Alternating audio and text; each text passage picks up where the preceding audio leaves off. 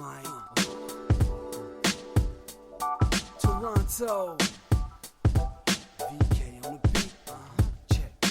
I'm in Toronto where you wanna get a city love. I'm from Toronto where you wanna get a city love. I'm in Toronto like we wanna get a city love. My city love me back for my city love. Welcome to episode 1072 of Toronto Mic'd. Proudly brought to you by Great Lakes Brewery, a fiercely independent craft brewery who believes in supporting communities, good times, and brewing amazing beer. Order online for free local home delivery in the GTA. StickerU.com. Create custom stickers, labels, tattoos, and decals for your home and your business. Palma Pasta. Enjoy the taste of fresh, homemade Italian pasta and entrees from Palma Pasta in Mississauga and Oakville. Doer, the world's most comfortable pants and shorts. Save 15% with the promo code TMDS, or heck, the new one, Toronto Mike.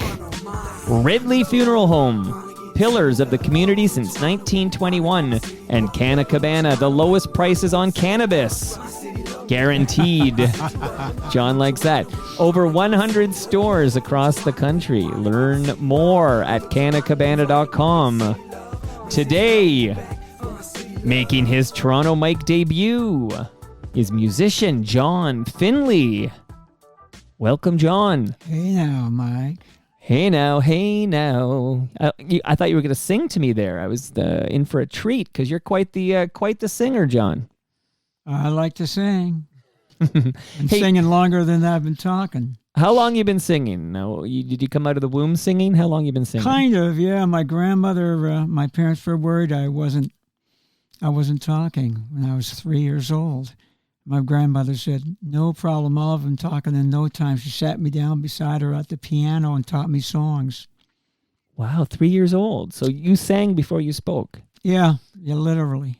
And you know, that would be, I think, fine. You could spend your whole life just communicating in song, and people would, I would think, would love it. They just want to be around you. You're the guy who communicates in song. Yeah, but my vocabulary would have been, I had a vocabulary of 5 words at that point. 5 words. Okay, well, there's some songs, I think, that only have 5 words in it. So, John, a lot of ground to cover. Yeah. Let's, right off the top, you mentioned to me before I press record that your dog knocked out your teeth. What happened? My front tooth. This one. That's why I'm lisping right now, because This is a temp until I get my implant. So they just stick like a temp tooth just because you don't want to walk around with a tooth missing. Well, I don't mind walking around without a tooth missing, but when it comes time for show business, I got to put that tooth in. I don't want to look like I'm from Tennessee. Tennessee. And well, I remember you'd see, you know, in the playoffs, Doug Gilmour would be missing the front teeth or whatever. And then when you saw him, like, afterwards, he stuck in his his fake teeth, and he had a beautiful smile. Oh, so, yeah. So when you come on Toronto Mike, you put on you get that fake tooth in there. So that's right. That's right. This is your first hard-hitting question, John, and there's a lot of ground to cover. I got some songs loaded up, so we're going to hear a lot of great music, and of course, you've been singing since you were 3 years old. But here's the big question right off the top: Is James B. famous? Now soak it in. You don't answer right away. Drink it in, because that's an interesting question. I think of it as a philosophical question, and it's a debate we have on this program all the time. Is James B. famous, John? In many parts of the world, he's famous. In some parts of the world, it's pockets where he's famous. In other parts of the world, it's wide areas where he's famous. So I'd say he's a worldwide guy. Mm-hmm. Not everybody in the world knows him. Right. But, I mean, he's known in Cuba. Wow. He's known in New Orleans. He's known in New York. He's known in L.A. He's known in this basement? He's definitely known in this basement. And my dog loves him. But I told my dog that, no, one headbutt is enough. I'll put up with it, but James can't have that happening to him. How long have you known James B.? I met James B. in March of 2015.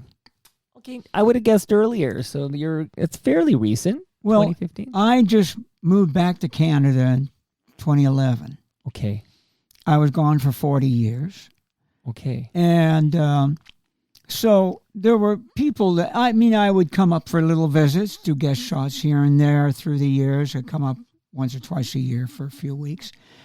And a friend who I'd kept in touch with, Lou Pomati. Yes. And so Lou, I was here. I'd been back here almost 4 years, and we were in touch.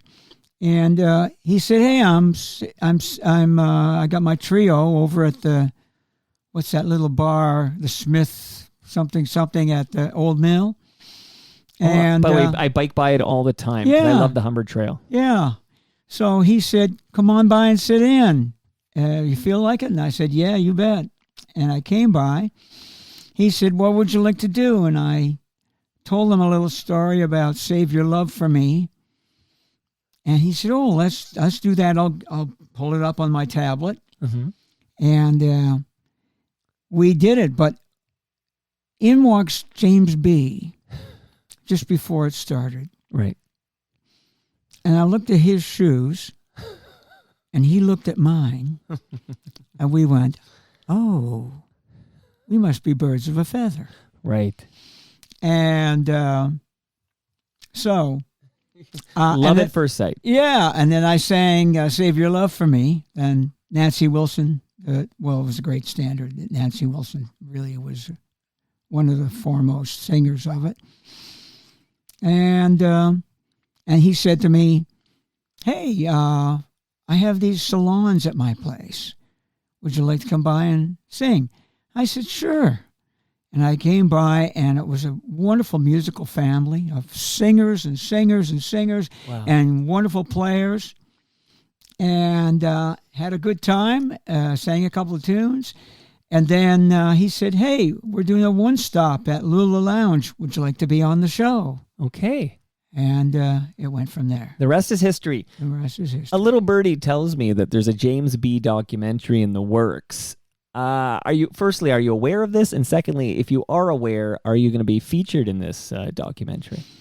Well, he's wondering if he's allowed to talk about it. My answer is I don't know anything about it, because if I did... You signed an NDA. Yeah.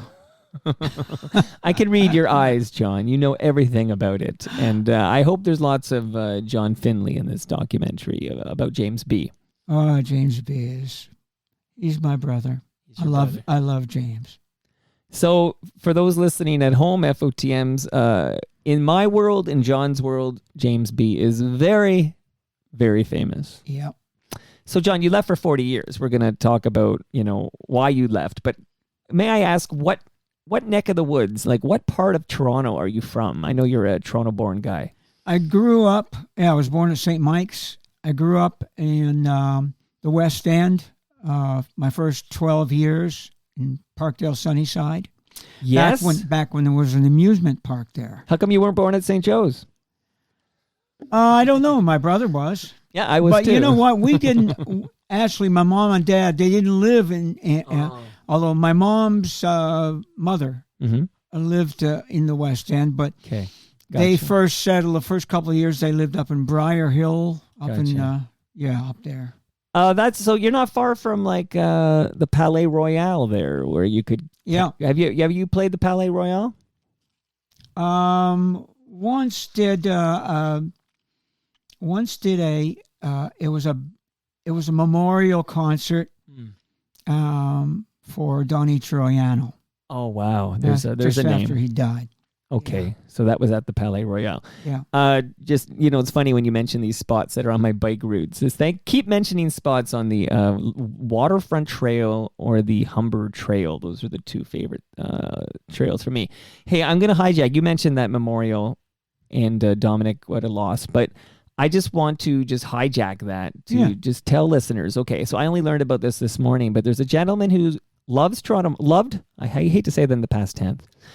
Loved Toronto Mike. I would get notes from him all the time. And he shared a birthday with me. So every year on my birthday, he'd send me a lovely tweet about how it was our birthday. I literally heard from this gentleman on June 25th. That was Saturday. Mm-hmm. He wrote me about the new Tragically Hip album because he knew we were both big fans. And this gentleman passed away suddenly on Sunday, which was the day before he would have turned 51 years old. Sean Hammond.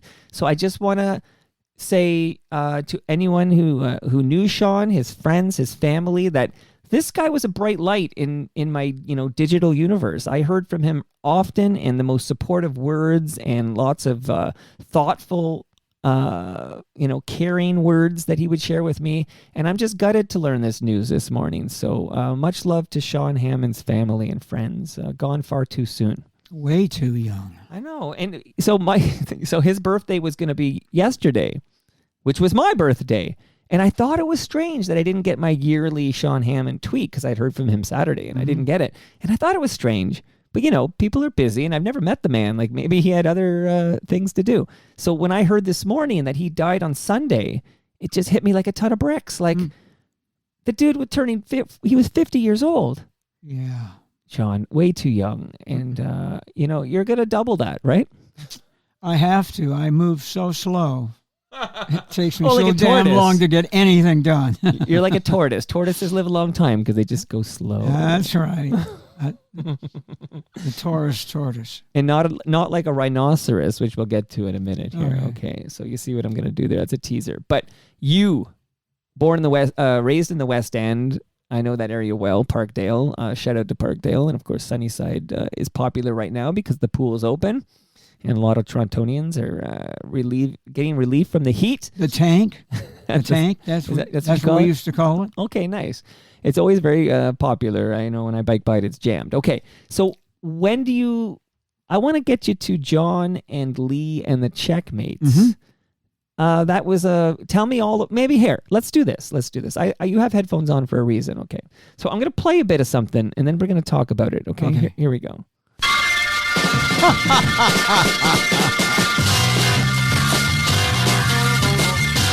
And maybe I'll bring it down so we can hear your voice, but maybe a little louder, and then I'll bring it down in a moment. Yeah.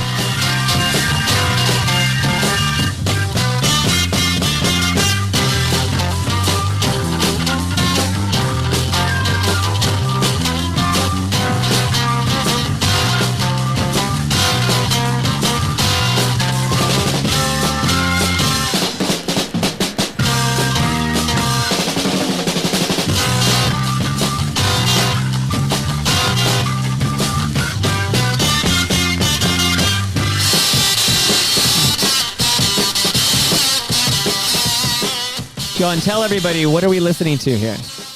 We're listening to something that's its official title is Pork Chops, but its real title. Yes. Is our four-letter words okay here? Yes, indeed. It was originally called Fuck Up. Okay, Fuck Up. Neil Young has a jam called Fucking Up. I think he's got a jam. But anyway, it's called Fuck Up, but we know it as Pork Chops because you can't say Fuck Up on the radio. Who's performing this jam? Well, it's the Checkmates. The four guys are Larry Leachman on guitar, recently deceased Michael Fonfara on B3, Jeff Cutler on drums, and my cousin Peter Hodgson on bass. All right, you've got some explaining to do, sir. I want to hear it. What do you have to do with the Checkmates here? And is this a Toronto band? Tell me everything you can about this. Okay. So, Checkmates was my second professional band that I was involved in. It was John and Lee. John was me, and Lee was Mike Ferry, but Lee Jackson was his stage name. The group had been Lee Jackson and Checkmates. I joined them in March of '64. By March of '65, we'd all quit our jobs, quit school, and had gone full-time. Wow. Well, there was back in the days when, in the '60s, there were probably 50 bands in Toronto making a living full-time. I mean... Amazing. That's so different from today. So, yes, in fact, I tell the story of, it was about 5 years ago, a band in New York had a national hit, and they couldn't quit their day jobs. A national American hit? Mm-hmm. Wow, that's changed. Wow. So, I mean, today you get a hit, you can make tens of dollars. So, anyway, Checkmates. So, we were produced by, it was a company that was Daniel Secunda, who was Tony Secunda's cousin. Tony managed The Move, a UK group. And Bobby Weinstein and Billy Barberis. Bobby Weinstein partnered with, I'll never forget what's his name right now, Tony Randazzo, wrote all of the Little Anthony hits. I'm on the outside looking in, Hurt So Bad and all them. Okay. And he co-wrote with, that was the B-side, the instrumental. The A-side was Bring It Down Front, and he and a fellow from Nashville wrote Bring It Down Front. And let's see, what else can I tell you? Well, okay, but this is a Toronto R&B band, basically. Toronto and you said it was your second band, but what was your first band? Oh, first band was... Actually, the first band was kind of interesting. It was August of 1962. So 60 years ago, this August was my first gigs. Wow. And as opposed to your poor friend who's passed away at 51. So I remember the gigs. The band specialized in Jimmy Reed, John Lee Hooker, and New Orleans. And it lasted about a year. Okay, what was the name of that band? They were first called the Esquires, and then they changed their name to the Vibrations. And can you please, because I'm always interested in the defunct venues that, and also the ones that have survived, like the Palais Royale. But like when you play, where would these gigs be? Oh, at Don Mills Bowl, a lot of high school gigs. Okay, and Ron Scribner, who was a big name agent in Toronto. He really had a lot to do with the explosion of music in Toronto, I think. And he had a network of dance halls called the Purple Candle Club, and we used to play his halls in Willowdale and in Richmond Hill and even out in Grand Bend and up in Grand Bend, up in Bala and Port Carling. And so that's the kind of, we played high school, we played CYOs, the church dances, and we played high school hops and some of these dance halls. Awesome. Yeah, sorry for the pause there. There's the A-side. Eddie Reeves was the co-writer of this tune. Bring It Down Front.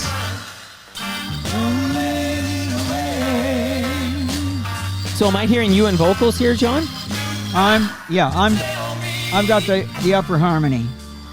The original melody is the lower harmony. Okay, let me drink this in a bit here. Bring it down front. If I can help you, you know that I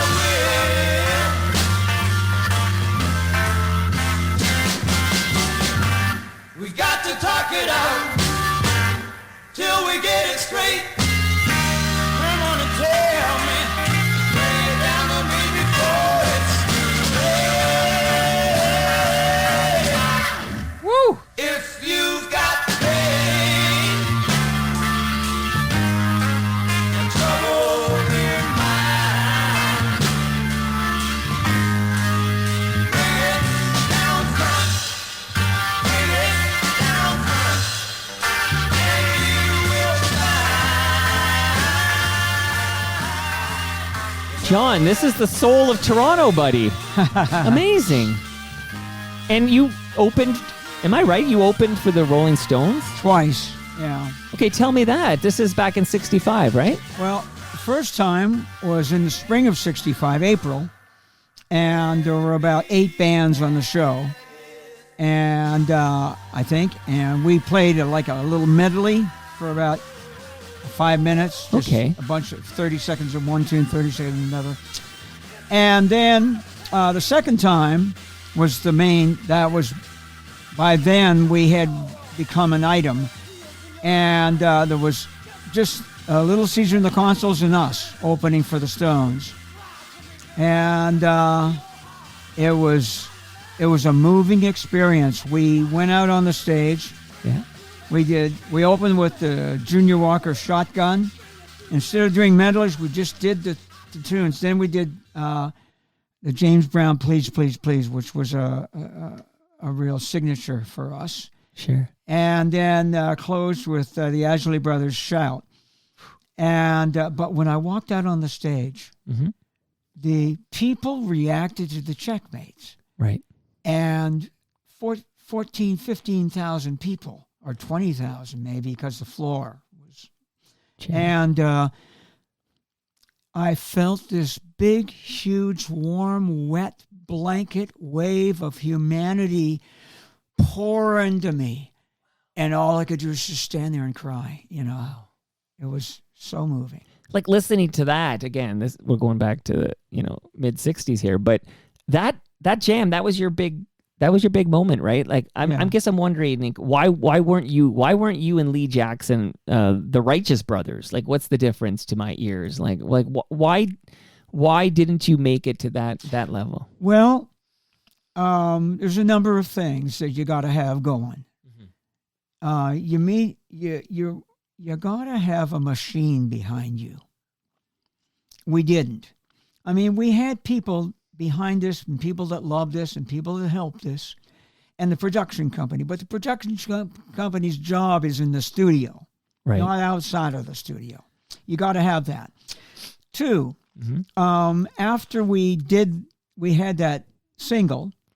Bring It Down Front. Yeah, it got attention from R&B, the soul part of the industry a little bit in the U.S. Mm-hmm. There was a guy named Hal Jackson out of New Jersey. He really was into it.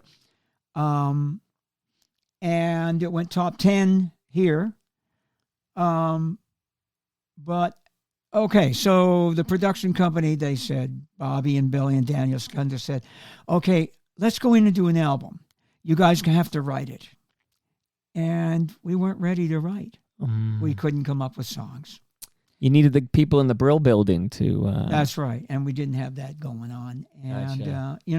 They came up with that A-side single, and it was a beautiful song. The words were great, well written. The 2 people that wrote it were real accomplished pros.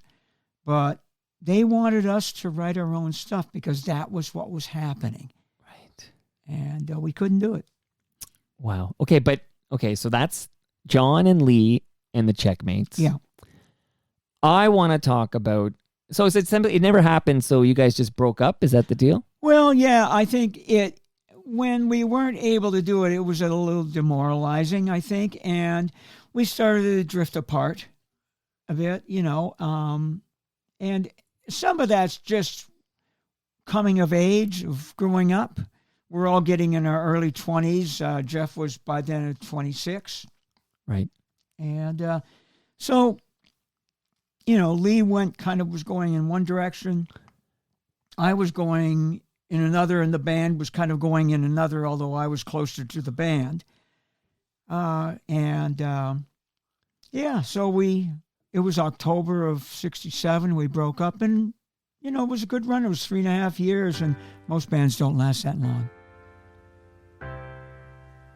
I mentioned Rhinoceros earlier. Oh, yeah. Let's drink this one in, and we got to talk about this song, my friend. Yeah. I will serenade you all along the way. And this is you, John? Yeah. Wow. I will serenade you any way you say. So let me serenade you know that's what you come for. I will serenade you. Take it to the country. I'll take you to the shore. Show you to my garden. I know you'll make it grow if you let me serenade you.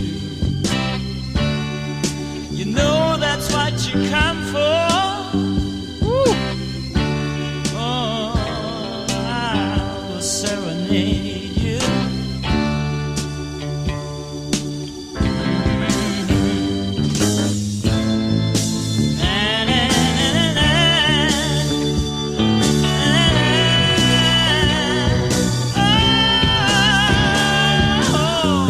Singing all around us, all along the way. Coming home, my music, just any way you say, so I can serenade you. I don't even want to fade it down, John. This sounds amazing. This is I Will Serenade You by Rhinoceros. Now, before we talk about the song, tell me everything you can about Rhinoceros. How did this come to be? Tell me everything. Yeah, Rhinoceros was put together by the label. It was the idea, the brainchild of Barry Friedman and Paul Rothschild. Paul produced The Doors. He produced the Butterfield Blues Band. Right. And he produced her last album. What's her name? Big Brother and the Holding Company. Janis Joplin. Janis. In fact, finally, he pulled out I think, the real Janis. He helped her really discover herself. Nice. And she was a rough diamond in the rough until that album. And that album was, Pearl. Pearl was a pearl. It's everyone owns Pearl because it's amazing. Yeah, Absolutely. It's interesting though, just quickly, and this is Elektra Records, right? Yeah. That's, Wonderful label. So you mentioned the Doors, and you mentioned that's two of the 327 club members we lost in that 18-month period because that's Jim Morrison and that's Janis Joplin. So you're only don't tell me they also worked with Jimi Hendrix, or you got the trifecta. No. Okay. No. Jimmy's not there. Okay. But yeah, so you were basically like a supergroup. Can you call that a supergroup? Well, that's kind of their concept. Right. Was that. So they had two sets of tryouts. And from the first set of tryouts, maybe two guys came from it, maybe three.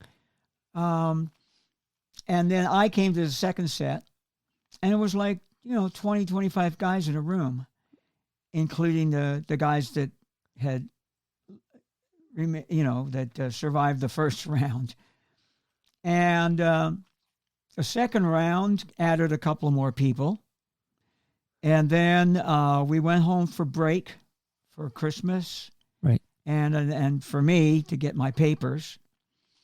And I had arrived on the 30th of November of 1967, and I arrived back in LA on the 12th of February. And by then, the band was complete. In my absence, Danny Weiss, who came in right near the end of the 3-week period in December, he was brought in. And while I was away, he brought in his bass player. And then the drummer, Billy Mundy, came in from the Mothers of Invention. He quit the Mothers, I guess, and joined with Paul. Oh, and that's Zappa's band, right? Yeah.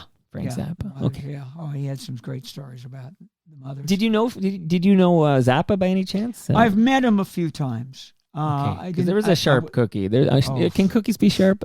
Oh, he is. He was a sharp businessman, right, and a very creative artist. Writer. Right. Okay. So this is Rhinoceros, and that now I've got so many questions about the song because, of course, I'm about to play a cover of that song. But who wrote "Let Me Serenade You"? I did. So that's you. You wrote that song. Yeah. Okay. So you did have it in you to be a tremendous songwriter. I was going to say to you, what a difference a year makes. When you listen to my vocal on Bring It Down Front, which is March of 67, and you listen to my vocal on June or July of 68, it's like it's a universe apart. What you hear in 68 is the beginning of like a real little bit of virtuosity where I had vibrato control. I could change textures, and I had it was beginning. As far as songwriting, I couldn't write a song to save my life a year earlier. Wow. And but for the album, I was involved. I wrote 2 songs and I co-wrote 2 others. So I was discovering myself, and it was like just the difference between being 22 and 23. You know, I mean, you have those periods in your life when you just all of a sudden, like the 100th Monkey story, you know? Right. Now that song, I Will Serenade You. Yeah. Of course, we just heard your vocals. That was Rhinoceros. I'm just emphasizing this. I will serenade you. But let me play something else called Let Me Serenade You. So let's listen to this. Is this the dog? This is the dog, yeah. Oh, yeah.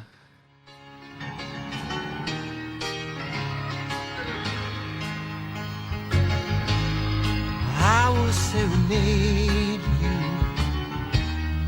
all along the way. I will serenade you anywhere you say. I'll take you to the country, take you to the shore, show you to my garden. I know you make it grow. If you let me serenade you, know that's what you come for. So that I will serenade you. I'll wake you in the morning. I'm your sunrise high. Your fire in the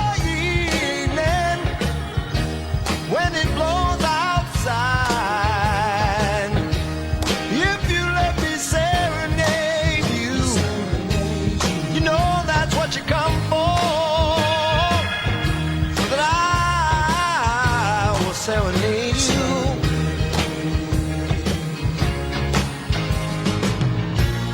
And when the walls begin to fall, can't hold back the joy that love will conquer all. Every moment, Woo! every day. 3 Dog Night. And this was a hit. What are we talking here? Top 20? What was this? This is top 20. top 20 hit in the Billboard Hot 100. And so how was that? I'm curious, was that good for your wallet? Like, what's it like when a song you wrote is covered and it becomes a top 20 American hit? It changes things, you know. Makes life more comfortable, you know. It helps. What year is this? Do you remember? Sure. It was 73. 73. Okay, so it's and we'll talk more about what happens to Rhinoceros in a minute. But just when did you find out they were going to cover this? Like, did you have any? Yeah, it was. I think in August of 73, I heard. I mean, it was between the publisher Warner Brothers, who bought Elektra's catalog. Okay. They had two main artists interested in the tune, One was Ray Charles, and the other was Three Dog. Okay. So it was who was going to ask for, because because it was rewritten, they recopyrighted it. With a new copyright, the first person who covers it can have what's called an exclusive. And it means that you grant them the right of mechanical of a mechanical license. Interesting. After that, anybody can record it if they want. But the first one, you have to give them permission so that they can ask for an exclusive. And so who was going to ask for it first? Was it going to be Ray or was it going to be Three Dog? And who knows? I mean, it's who knows? I mean, truth be told, who I really wanted to have recorded? Tell me. Aretha. Wow. And I just thought it was kind of a natural for her because if you listen to mine, there's a real strong gospel kind of thing about it. And no, I can like in my now as I listen in my head, Aretha would have knocked that out of the park. Absolutely. Oh, yeah. Yeah, what a singer she was. So anyway, but I was so fortunate that Three Dog did it. And then it was in October that I found out that it was going to be released as a single. And that's when everything changed. Wow. And what was do you remember your reaction when you first heard their version and what you thought of Three Dog Night's version? Two reactions I had. One was I was so excited and so thrilled. And the other reaction was, oh, I wish Aretha had done it. That's Ray Charles would have been great too. Yeah.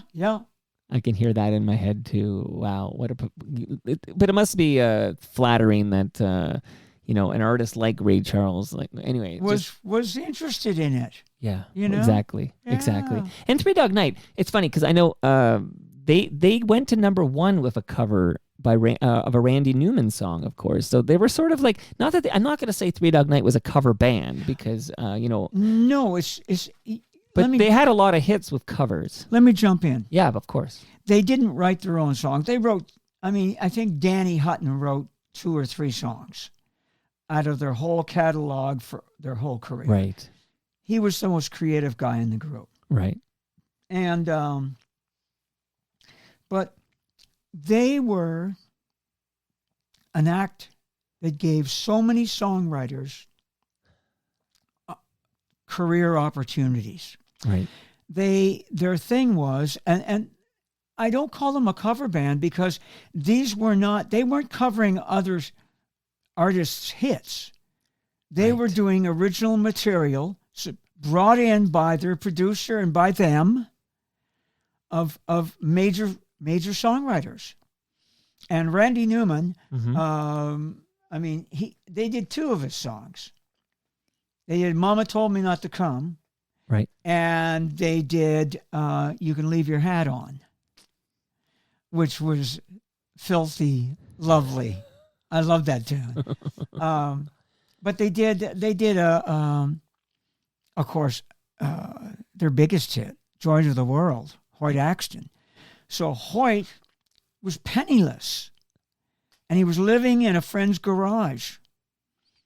And out this comes, and his first payment is like $50,000. Wow. Right. It's wonderful what they did. All kinds of people. Laura Nero, they did 2 or 3 of her songs. Wow. Eli's Coming, and I think there was one other. So, good point. He's not covering hits. You're right. No. You're absolutely right. They were Three Dog Night's making them hits. Yeah. Absolutely. Yeah. Good point. What? Go ahead. Oh, I was going to say the one cover they did do, a real cover, was Try a Little Tenderness, which was a great old standard, and then it was updated by Otis Redding. Yes. And then they based their rendition on Otis's arrangement. Well, look, what do you think about changing the title? I guess you don't care, but you named the song. You named it "I Will Serenade Because You," really, and then they named it "Let Me Serenade You." Because, well, one, Mhm. the title should have been "Let Me Serenade You," because that's what's sung in the hook. Yeah, let me serenade. Yeah, right. It's only "I Will Serenade You" is the opening line. Right. But I think that somebody had said, "Let me entertain you," and I thought, oh, that, what's this, Earth Ethel Merman? I don't want it to be called "Let Me." I want it to be called "I Will." I'm going to separate myself. Right. Can I just jump back on one little thing? Of course. The Checkmates, the Mhm. band. When Yeah. I listen to Pork Chops Fuck Up, Mhm. I think we were kind of the Canadian Booker T and the MGs. Yeah. That's what, and so Yeah, Lee yeah. and It's I- very Green Onions-esque. Yeah, and like there was a record of theirs called Red Beans and Rice. Right. It really had that flavor and hip hugger, and we kind of looked at ourselves as like Sam and Dave, Bob and Earl, the Harlem Shuffle, the Righteous Brothers. Yeah. Righteous Brothers, we got, some people said that, I guess because Well, it's Blue Eyes Soul, we're two white boys. and I'm looking in singing your eyes on- right now. Blue eyes. Yeah, yeah. Yeah. Right. So, and I mean, here's a quick fun fact, and you probably already Yeah. know this, but Yeah. what do you think was the most played song on American radio in the 20th century?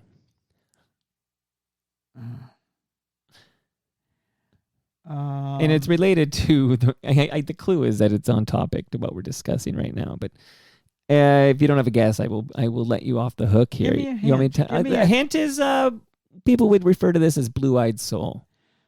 You've lost that love and feeling? Correct. Holy. Most played song on American radio in the 20th century. Whoa. Would you? Yeah, and that's a Whoa. fact, and it's just played all. It's probably being played right now. It's just Wow. yeah. So Amazing. and that's not even the jam that got resurrected by Ghost, right? It's not even Yeah. Unchained Melody. So they've got a bunch of big radio singles. Did you ever hear the original Unchained Melody? I might have heard it, and I forget I heard it, but Al tell me. Hibbler, Okay, 1955. right. He wasn't the only person back then, but he had the major hit. It wasn't in 12/8. That dun, dun, dun, dun, dun. It was a dun dun bum bum bum bum bum. Okay. He was a cool singer. Wow.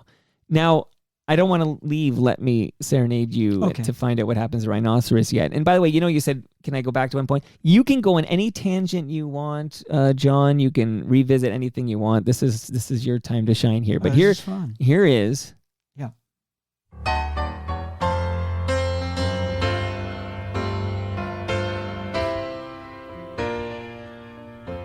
Never heard this. I think you have, but it'll come to you in a moment. I will serenade Oh, you. yes, now I remember. Yes, I knew it. It's Melissa Manchester. Correct. So let's hear this for a minute. I will serenade you any way you say. I take it to the country, take it to the shore, show you to my garden. I know you'll make it go. If you let me serenade, you know that's what you come for. So that I will serenade you. When you wake up in the morning, I'm your sunrise high,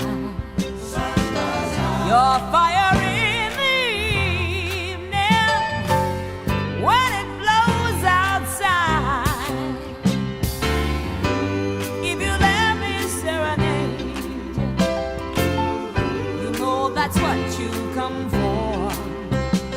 So that I will serenade. You know that's what you come here for. And when the walls be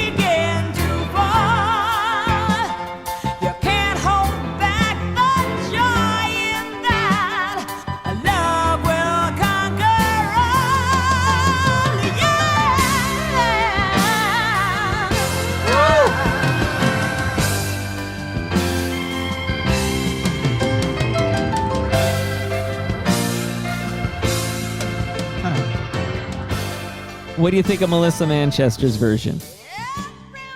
Pretty damn good. And for she's- those, just to let people know, this is from 1977, I believe. But go ahead, John.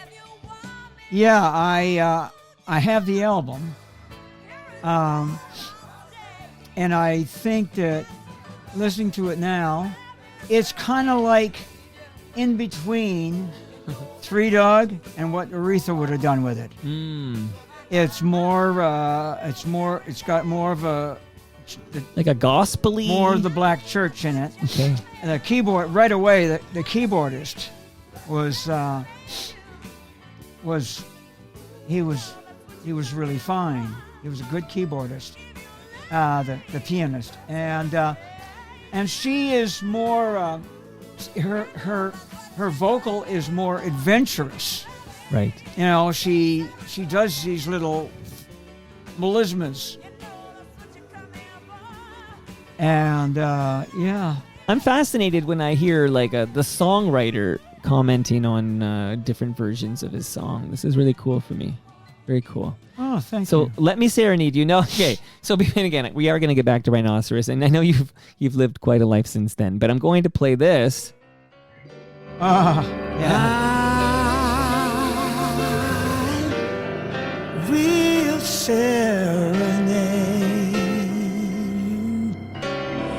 you all along the way.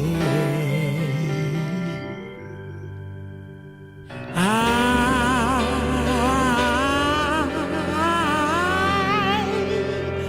will serenade you just any way you say.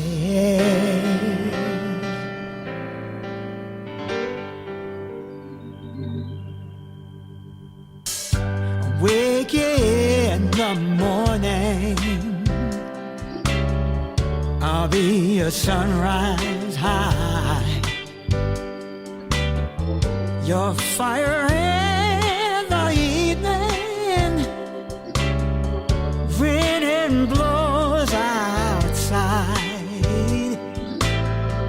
If you just let me serenade you, you know that's what you come for. So that I could serenade you. Yeah. I take you to the country. So here's what we're going to do, John.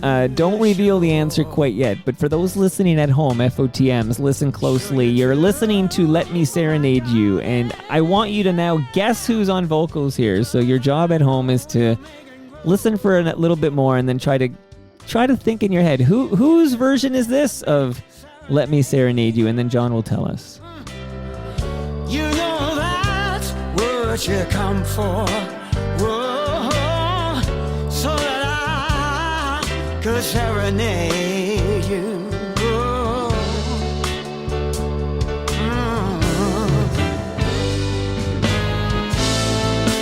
All of our walls begin to fall.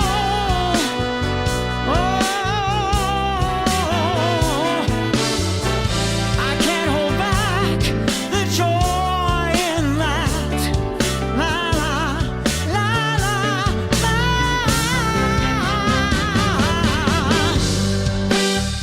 Every moment.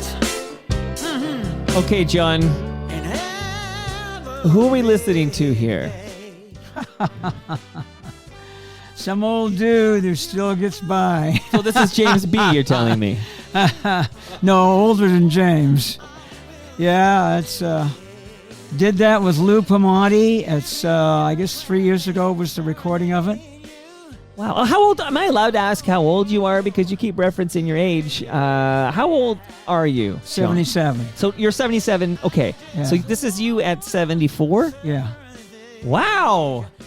You sound fantastic. Okay, so just so people know, this is John Finley, re-recording his song. But I noticed you changed the title this time.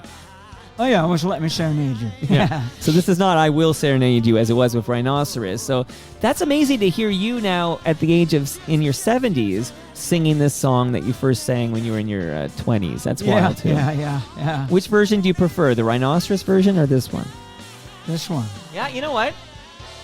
No, you know what? What Lou did Tell me with what the Lou did. arrangement in the back end of this, What? the harmonics, listen to the end of this thing. Okay, It let's just listen to the end smokes. here.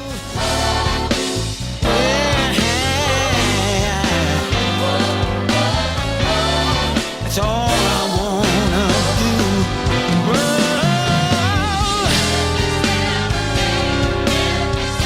That's what I like it now.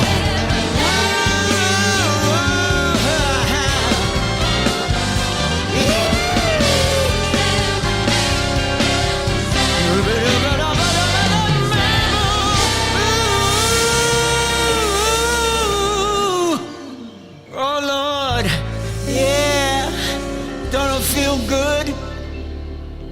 Woo, I just wanna serenade you. Wow. Okay, let's shout out. I know you did it earlier, but so Lou Piemonte. Am I saying that right? Piemonte? Monty. Piemonte. Okay, I knew I'd butcher that. But Lou, by the way, who's going to come on Toronto Might? So this is a chance for you if you want to say anything to Lou. Heck, I might cut this out and play it for him when he's in my studio. What would you like to say to Lou? Hey, that's your ringtone? What Oh, song is that? it's- That's okay. I'm that's- hearing John's ringtone, but the mics are not picking it up. You can ignore it if you want. It's Nat King Cole singing "Walking My Baby Back Home," Wow. and I know who it is by the ringtone. Okay. Is it somebody you wanna get it, or It's Lee Jackson. do you want to answer it? Checkmates. That's Oh, amazing. It's gone to It's voice. gone. That's now, but amazing. So that's the guy who sings with you with the Checkmates. In the Checkmates. How's he yeah. doing? He's doing good, you know. He's He living in Toronto now? Where does he yeah, live? Okay. same age as me. He lives around Hyde Park. Okay, now he could be Around here in Hyde 10 Park, minutes. yeah. Get him over here. And that's his favorite singer, Nat King Cole. Nat King Cole. Well, fine singer, but as are you. And where could we hear this version of "Let Me Serenade You" that I just played? Like, what album is on? And then get back It's to Lou. on The Soul Singer. Okay, so what is the Soul Singer? I know we've skipped a lot of time. Soul here, but- Singer is an album that Lou produced, and it's me, and it's on VMI, Vesuvius Music, Inc. What is Vesuvius Music? Vesuvius Music is a small, new label, really artist dedicated. James B is one of the partners of on the label. Okay. Of the label, and Lorenzo Di Gianfelice is another partner, Okay. and they're just wonderful people. In this album, I'll just tell the people because you might be a humble but soul singer. This album that features that version of "I Will Serenade You" got rave reviews. Like this was a big album for you, and you put it out. It came out in 2020, and so that's very recent, and it was great comeback of sorts for you. Yeah, it was wonderful to come. It's funny you use the term comeback because I came back to Canada. So how long ago again? You told me earlier, but when did you come back to Canada? 11 years ago. And why did you come back? Like, what part of the States were you living in? I was in L.A. Well, I was in L.A. for 40 years. Okay. And so Like, what called you back? love. I met the love of my life in 2005, and we did the airlines for about 6 years, and then I was spending half my time up here, and Wow. and so I was kind of neglecting my life there, and I had to make a choice between L.A. or the woman I loved. Well, that's a no-brainer, buddy. No shit. That's a slam dunk. Yeah. But how did because you're from Toronto Yeah. and now you're living near, we'll call it near Toronto. Yeah. But how did you fall in love with somebody from here? Was that a Because coincidence? I was up here. Mm. I would come up here for the little visits, and there's this online music company back in 2005, 2010 called Iridescent Music. And so they were having a night at a place called Hollywood on the Queensway, which is, this area, so you know it. It's Etobicoke. Yeah, on the north side of the Queensway between, Kipling and Islington. Yeah. Anyway, so Know it well. So Michael Fonfara was close with all these people, and so the idea was, well, have the Checkmates. And it was, each act just did 2 tunes, and it was a thing that ran from 6 o'clock till midnight. Okay. There were like 30 acts. And so it was like, well, let's put the Checkmates together for a couple of songs. So I came up, and we rehearsed, and we went on late, around 11:30, I think. And so in the meantime, Michael Fonfara, back in the Checkmate days in the 60s, had gone out with a young girl then. Her name is not important, but her baby sister, who was only 7 at that point, Right. was my wife. Now my wife. Now your wife. So- Okay. So what happened was that night, Mhm. so in the meantime, she had remembered me as like, I was 20, she was 7. I Right. was a nice man. I didn't tease her when I came over like some of the people did. Right. And so after the Checkmates, she met somebody who had been our roadie. And he had Super 8s on us, performing live. Okay. And so she saw them. And she was, that's where she became, that was that guy that came over when I was a little kid. Right. So anyway, we're going to do this thing, and she hears about it because it was publicized well. And she wanted to see Michael because Michael had gone out with her big sister. And she wanted to meet me. So she saw us, and she said that when we got on stage, she saw this blue light around me. And I was in the spirit that night. I got up on stage, and it was just like, okay, we're going to do church here. Right. And we did Serenade, and we did a song of Eddie Floyd's called Raise Your Hand, which I turned into more than maybe what the record was as far as meaning. Anyway, so afterwards, and we tore it up. It was a good time we had. Right. Afterwards, she met Michael. She talked with Michael, and then she went looking for me. And she said she saw this gaggle of geese, she calls it. Right. And from inside the gaggle of geese, she saw this blue light. So she figured that was me. She came over. She saw me. She reached in. She shook my hand. I shook her hand after we talked for a second. And when we touched hands, I literally, inside, heard a voice say, "Do not let go. Wow. This is your life." Wow. And it was reciprocated. And that was it. And that was it. And that's why I ended up moving here. Okay, that's the best reason I've ever heard for coming back home. We're glad you're back, but Me too. and that's great because I just did some quick math, and she's 13 years younger than you. So good for you, John. Yeah. Wow. Okay, you came back for love. And then one of the results, of course, is in 2020, we get Soul Singer, which is amazing. And here's a little teaser. We're going to get back to, what happened to Rhinoceros, and then we're going to cover a couple of other things. But I just want to take a time out here to ask you a couple of quick questions. Yeah. One is, John, do you enjoy Italian food? Is that a type of food that you like to eat? Yes. Okay. Good answer, because you're leaving here today, my friend, with a frozen lasagna courtesy of Palma Pasta. This is delicious, man. They're in Mississauga and Oakville, and just authentic Italian food from Palma Pasta. In fact, I got a birthday call from Anthony Petrucci, his family owns and operates Palma Pasta, and you're gonna love this lasagna. So that's going home with you today, buddy. Well, yeah, it's I'm surrounded by wonderful Italians.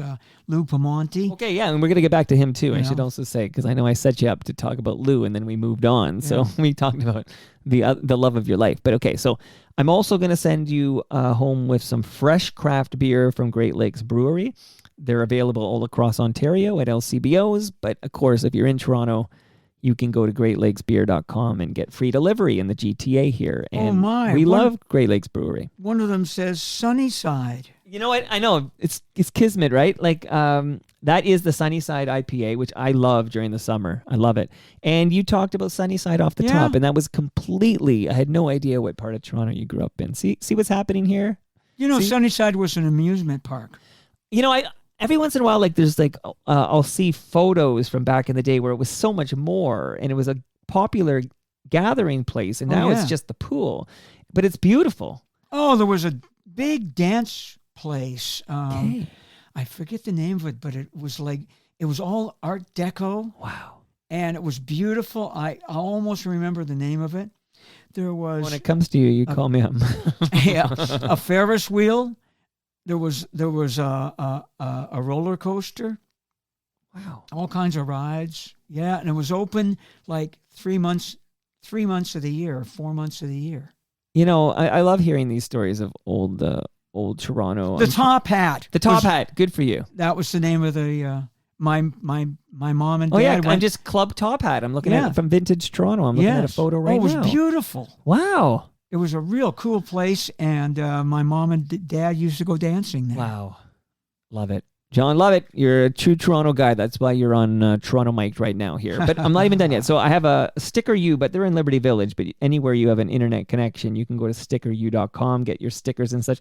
I want you to have a Toronto Mic sticker courtesy of, so that's for you, buddy, from Sticker U. We love Sticker U here. Yeah. Shout out to Ridley Funeral Home. I know I shared a sad story off the top of Sean Hammond, who passed away the day before he turned 51. You know, in this community, New Toronto, the pillars of this community are the good people at Ridley Funeral Home. And much love to Brad Jones. I produce his podcast, Life's Undertaking. We just did a fantastic episode with a woman who looks at how funeral services are depicted on television and then comments about how realistic it is. And then I found it fascinating. If anyone's seen the new season of Dexter, we went in depth there about some stuff you'll see there, that how realistic that is. But so listen to Life's Undertaking with Brad Jones from Ridley Funeral Home. I want to thank Doer. This is important because tomorrow my daughter graduates high school, and I missed my oldest's graduation because COVID canceled the ceremony. And tomorrow, nothing's keeping me away. I'm so excited. I've got my ticket. I'm going to see my daughter graduate. Much love to my daughter, Michelle, but she told me to look good, and I told her what I'm going to wear. I showed it to her, and she blessed it and said, that's going to look amazing. I'm going to be wearing Doer pants and a Doer shirt, Duer. They have a retail store on Queen Street West, but you can go to doer.ca, duer.ca, and check it out. And either way you buy, and you should because they support this show, and it's quality, rugged, comfortable, good-looking clothes, you should use the promo code Toronto Mic, all one word, Toronto Mic, because you'll save 15% and it helps the show. So that's your marching orders there, John. I'm going to do that. Do it up. And you got excited in the beginning when I mentioned Canna Cabana. Do you partake? Do you enjoy cannabis? No, I don't. But but my youth certainly did.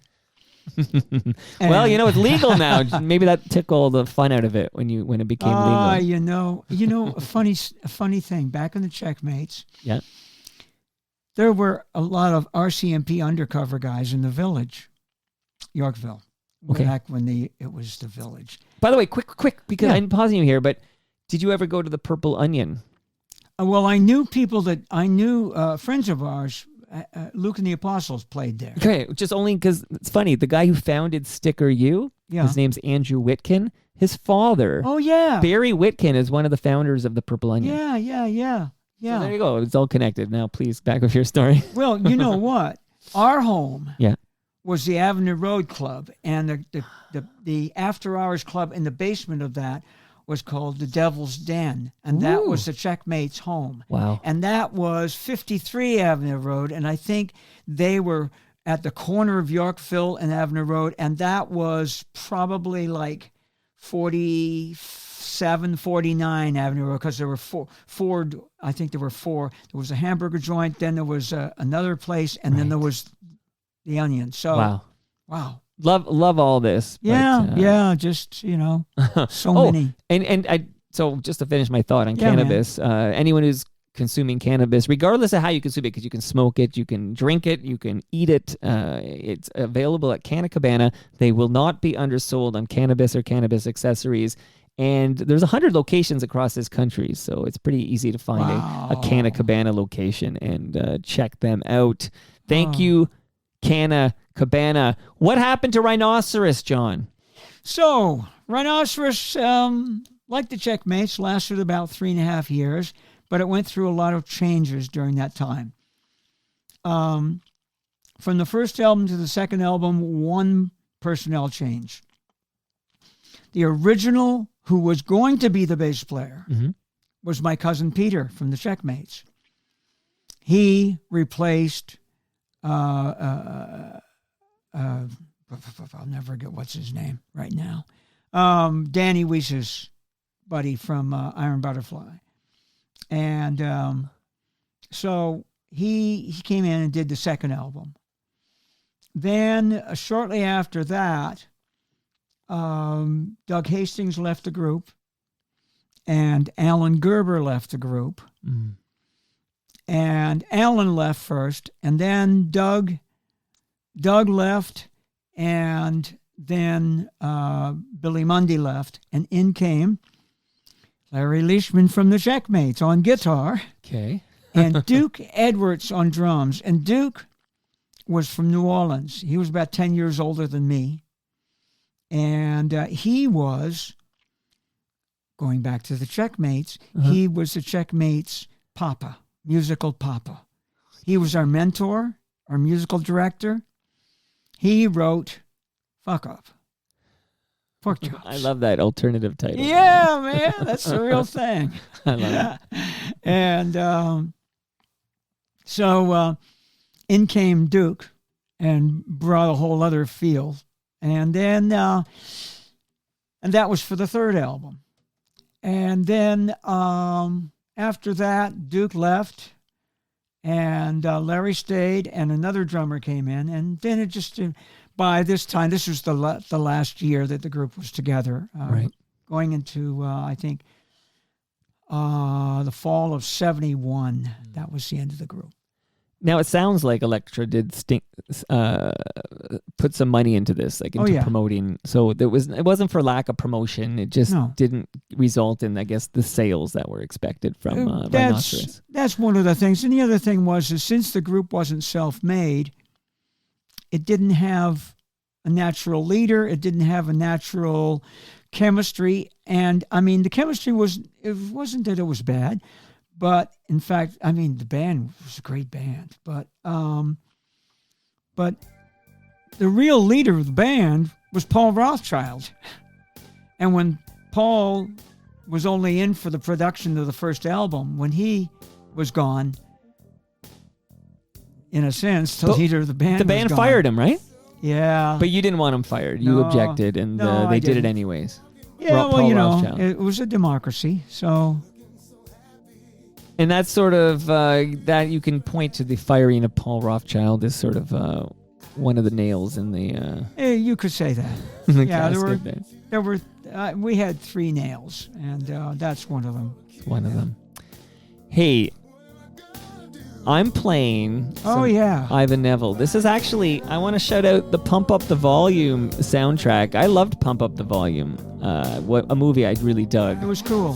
Very cool, and it caught me at the right time too. I was like a 15-year-old, and maybe what I do now is sort of because of that. Like here I'm in my basement broadcasting because I saw it in Pump Up the Volume. But this song is called Why Can't I Fall in Love?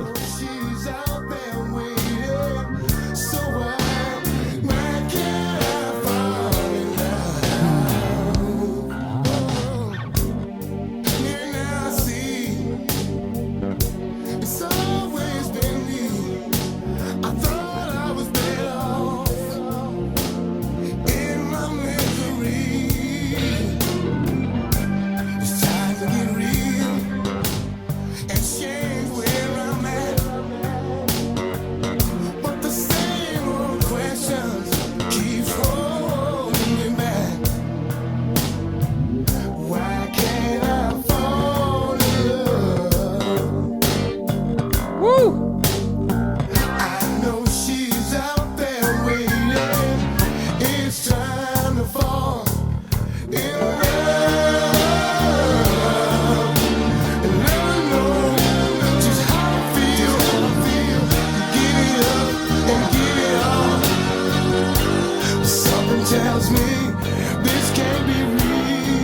I can hear Hard on Harry. He'd say, I'm dedicating this unusual song to an unusual person who makes me feel kind of unusual. Who wrote this song, John?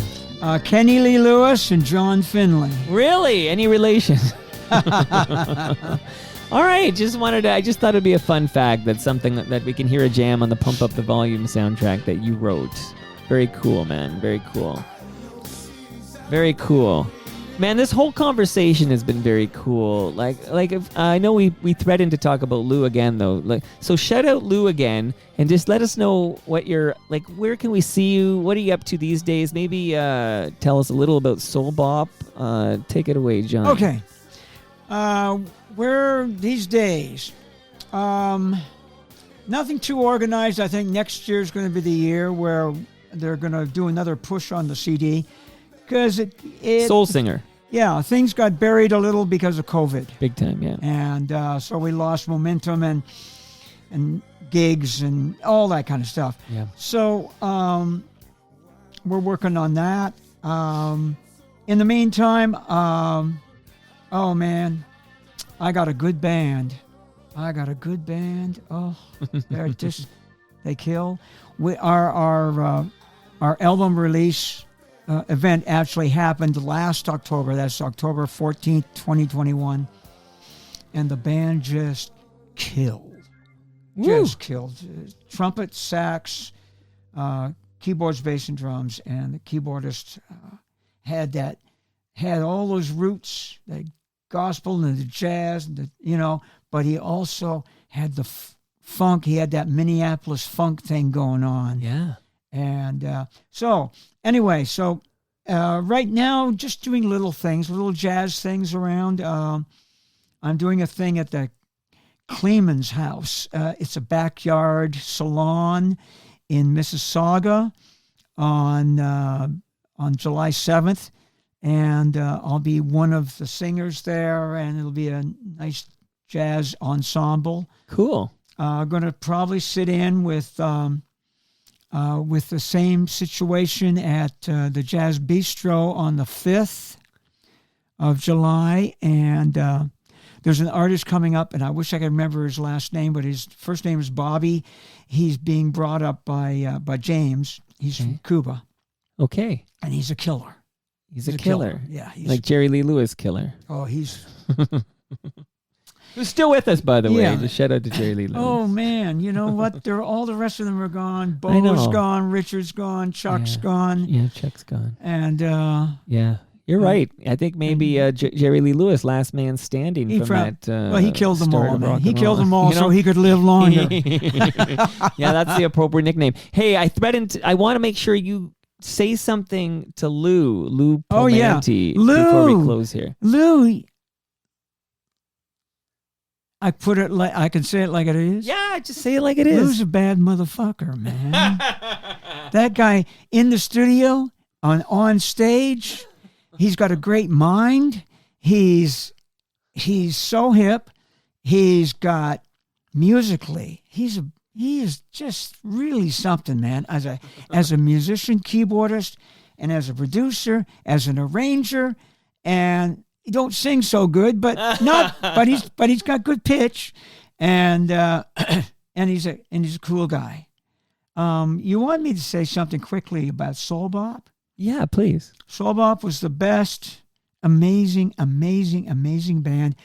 So the name came from because it was a fusion of soul R&B and real hardcore jazz. And we did covers plus originals. We did reharmonizations of They Can't Take That Away From Me so that it was funky. Woo. And we did Around Midnight so that you can't go out on Thelonious Monk because he's already out there. So we went in and gave it a real R&B thing. Okay. So it was a great band. Phil Upchurch was in the group. Phil Upchurch's first hit was in 1959. Wow. He played with every jazz and blues. He recorded and played with Muddy and John Lee Hooker and Jimmy Reed, Howlin' Wolf, and all kinds of amazing jazz people. It was quite a band. Wow. And people can grab Soul Singer right now, right? Because I listen to Soul Singer and it's fantastic. And this is, again, COVID kind of delayed things, but this is the fresh album, if you will, from our man John Finley here. And you did hear one cut, which was, revisiting one of your old, golden oldies, as they say, and it sounded fucking amazing. So, where would people go if they wanted to buy Soul Singer? Vesuvius Music is online. And you can order a hard copy or you can download it. You can also go to my website, which is John Finley Music. And spell it, because there's another John Finley, of course. I know. I know. This is the Irish, the pure Irish spelling. So it's John, JOHN, FINLEY music.com. And you can go to either one of those sites. You can also find it, John Finley Soul Singer on YouTube, on our channel, and all kinds of stuff there. And there is also, we'll link you to being able to get the album. John, I love this, man. Thanks so much. We heard the great music. We got these great stories from you. Long may you run, as Neil Young would say. Oh, Mike, thank you so much. And again, a shout out to my brothers, Lorenzo and James especially, and to Lou. Man, you guys make my life, and my love of my life, Sandy, my wife. Shout out to Sandy. But bring Sandy home that toque. That's a Canna Cabana toque that you bring home. I will. And because I forgot to give it to you, measuring tape from Ridley Funeral Home. You never know when you have to measure something, John. Hey. You never know. Insert joke here. And that brings us to the end of our 1072nd show. Yesterday I dropped episode 1071. It's all about Q107. It was a beast. Thank you for the help, Tyler, because it was a monster. But check that out. I think it came out great. But here's episode 1072 of John Finley. You can follow me on Twitter. I'm at Toronto Mike. John, is it John Finley Music if I want to follow you on Twitter? JohnFinleyMusic.com. Our friends at Great Lakes Brewery or at Great Lakes Beer? Go ahead, John. Oh, yeah. On Twitter, John Finley Soul Singer. John Finley Soul Singer on Twitter, if you want to follow him there. Palma Pasta's at Palma Pasta. Sticker U is at Sticker U. Doer are at Doer Performance. That promo code is Toronto Mike. Ridley Funeral Home are at Ridley FH. And Canna Cabana are at Canna Cabana _. See you all tomorrow with another Best of Toronto Mike volume, courtesy of Al Grego. Broken stocks, the class struggle explodes. And I play this guitar just the best that I can.